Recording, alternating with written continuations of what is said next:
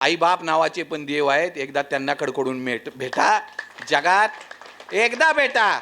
अरे आम्ही विठोबाच्या दर्शनाला जातो, मी म्हणतो ना विठोबा त्यांनाच भेटतो ज्यांचं अंतकरण शुद्ध आहे, त्यांचं अंतकरण शुद्ध आहे. बाकीच्यांना का नाही भेटतो? माझ्या नामदेव महाराजांचा प्रसाद खाल्ला, माझ्या जनाबाईंचं दळण दळायला आला, माझ्या संत सावतामाळ्यांच्या रानात आला, अरे माझ्या पुंडलिक महाराजांची सेवा बघताना आला माझा विठोबा.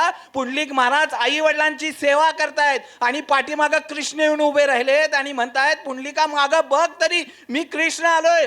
पुंडलिक महाराज म्हणतात नाही, मी माझ्या आई बापांची सेवा करतोय, मला पाठीमागं बघायला वेळ नाही, मी माझ्या सेवेत खंड नाही पाडू शकत. अरे मी कृष्ण आहे, साक्षात कृष्ण आलाय तुझ्या पाठीमागं. पुंडलिक महाराज म्हणतात नाही, आपल्या बाजूची वीट घेतात, पाठीमागे सारतात आणि सांगतात माझ्या आई वडिलांची सेवा होईपर्यंत ह्या विठेवर उभा राहा. अरे ते कृष्ण त्या विठेवर उभा राहतो, कृष्णाचा विठोबा होतो. 28 युगे झाली परंतु माझ्या पुंडलिक महाराजांची सेवा आजही संपली नाही. मग मला सांगा आपल्या आई बापात किती ताकद असेल, आपल्या आई बापात किती मोठं दैवत्व असेल, जरा विचार करून घ्या ना. अरे